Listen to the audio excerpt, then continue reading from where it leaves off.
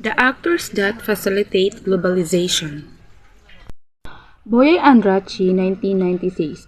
Firstly, the nation still is the effective manager of the national economy despite increased rates of globalization. So, Boye and Rachi admit that globalization is redefining the role of nation-state as an effective manager of the economy, 1996, but refuses the hypothesis of uniform state policies and conceive the state as the main shelter from the perverse effect of the free market economy.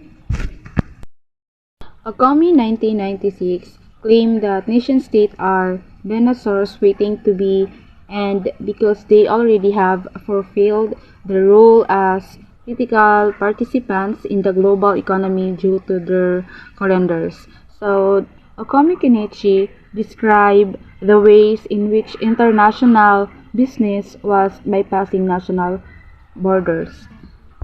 Thirdly, the creation of an international monetary system is one of the actors that facilitate economic globalization.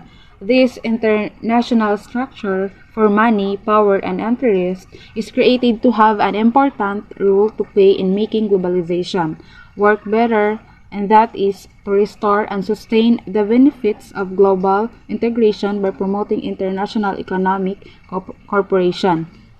Further, it believed that economic growth is the only way to improve living standard in value of chain of Mindanao product. Table 1. Many roads are in bad condition or congested, with the result that agricultural produce is often rejected, especially perishable commodities like bananas and other fruit and vegetables. There are some 690 ports, yet the top 4 handle only 17% of domestic cargo and 12% of foreign. Connecting farms to town by investing in village roads. How does the better contrasted routes helpful for the people living in the villages? Improve rural and infrastructure enables connectivity and self-mobility. It also affects access to health, education, and economic opportunities. Second, connecting towns to ports by investing in major roads. How does improving infrastructure help the economy? Infrastructure projects often months to years to complete, meaning that the jobs will stay. These workers then spend their income locally and help stimulate the economy. Promoting competition in the domestic shipping industry.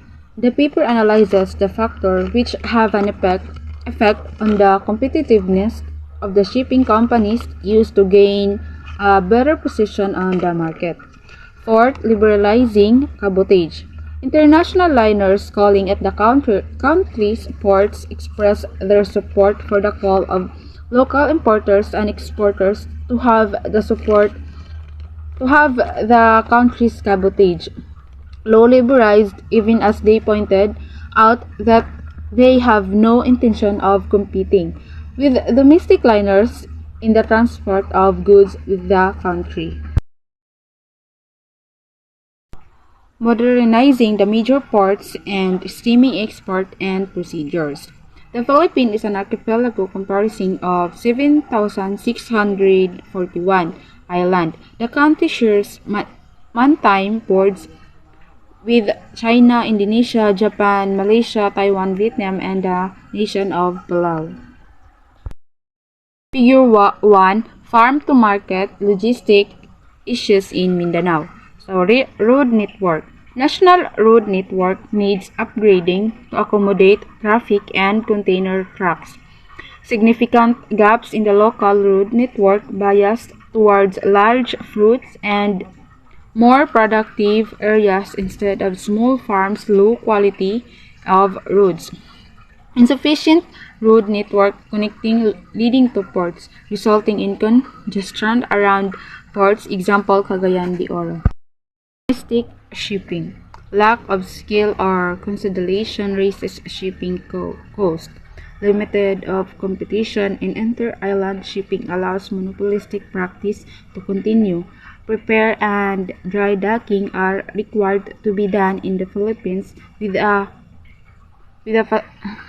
few expectation, even if cheaper options are prohibitive taxes on importation discourage investment in new and more efficient ships. Domestic vehicles are restricted from combining international and domestic routes to reduce cost. Cabotage.